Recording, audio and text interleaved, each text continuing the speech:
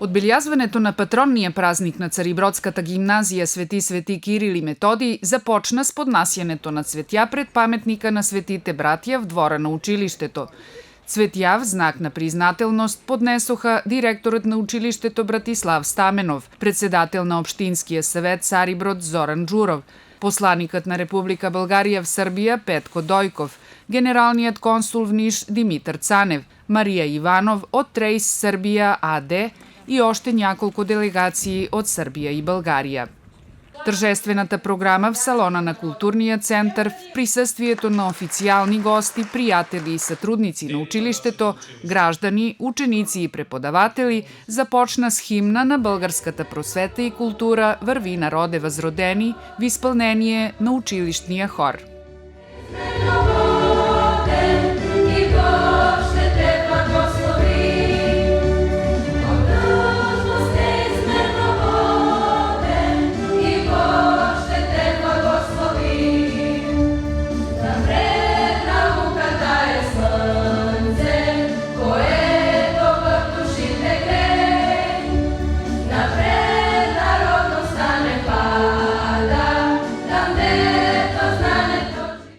Присъстващите поздрави Зоран Джуров, председател на Общинския съвет Цариброд, който каза, че този празник е жив в нашата памет и сърцата ни.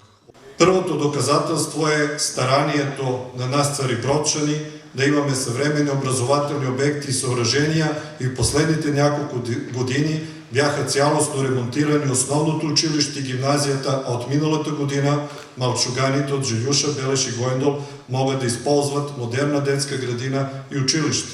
Поради това сме благодарни на правителството на Република Сърбия, което през Канцеларията за обществени инвестиции финансира тези ремонти. Това е добра материална основа, но тези обекти нямат смисъл, доколкото не са пронизани с дух, с качествено образование и доколкото децата след образованието в родния си град нямат осигурена възможност да продължат по-нататък. Такава възможност за щастие съществува поради факта, че повече от 30 години е в сила постановление 103, което на всички млади царибродчани, свършили средното си образование в Сърбия, дава възможност да се запишат на българските университети и поради това сме благодарни на правителството на Република България. Поздравление по случай празника отправи и посланикът на Република България в Сърбия Петко Дойков. Уважаеми учители, с дълбока признателност благодарим за това, че не просто преподавате, а възпитавате и вдъхновявате. Вашата работа е основа на всичко ценно. Знание, морал, дух. Благодарим ви за вашата вяра и всеотдайност, с която градите бъдещето. Скъпи ученици, носете със себе си силата на българското слово и гордостта от своята принадлежност. Светът днес е отворен и свързан, но българският език, култура и история ще останат винаги част от вашата вътрешна сила и вашата идентичност. Скъпи родители, вие сте първите учители. С вашия обичен пример децата растат уверени и будни. Благодаря ви, че сте опора в изграждането на едни мислещи, знаещи и свободни личности. Позволете ми накрая да се обърна към всички ви и да ви пожелая здраве, вдъхновение и неизменна вяра в силата на знанието и българското слово. Честит празник! Приветствени думи отправи и директорът на гимназията Братислав Стаменов.